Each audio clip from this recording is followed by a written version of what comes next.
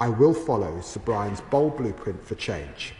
First, I will create new swift courts within the Crown Court with a judge alone deciding verdicts. I thought that nothing that David Lammy could do after abetting a genocide would shock me. But he managed to surpass my expectations, because this is a man who for years said that he cared about systemic racism, who did work when it comes to this. And he is just proposing a system that is going to entrench the difficulties that black and brown people already have dealing with the judiciary and with policing in this country. It's not just us. It's every single person who's working class and every single person who's a protester. But to be able to assess the risks that this proposal has, you'll have to understand what crimes he's referring to. The crimes with penalties that are below 3 years. These are crimes like theft, like shoplifting, like common assault, like drug possession or low-level drug supply, criminal damage, fraud and mid-level fraud. Types of crimes for which very poor, very disenfranchised people, mostly from a working class background, are convicted for. Not that they are the only ones who do it, but they are the ones that are overwhelmingly convicted for.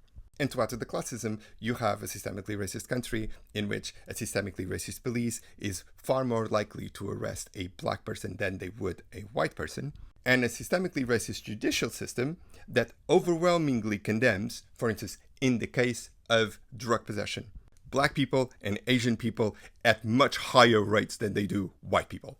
And to add to the list of the crimes that I mentioned before, there is the breaches of the Public Order Act of 2023, i.e. protesters. If he gets his way, most protest cases, especially those currently getting short prison terms, suspended sentences, or community penalties, are going to be passed on judge-only swift courts, not juries. And that's concerning because juries exist to stop the automatic and autocratic application of the law without context. Make sure that in cases in which the law is wrong and you are right, you do not get penalized. And David Lammy is also lying because Brian Levison never suggested that it was one judge. He suggested a panel of at least 3 people. And I think I understand why. It's because when you see the statistical makeup of court judges in the UK, you will find that they are 89% white, 61% male, 2/3 of them of ages between 50 and 69. And while we don't know the class makeup of these judges, we do know of senior judges. 65% of them have been privately educated, which means that they belong to the most powerful minority in this country, people who go to public schools. Like everything that everyone in this government does, under the guise of trying to bring justice, they're just increasing inequality.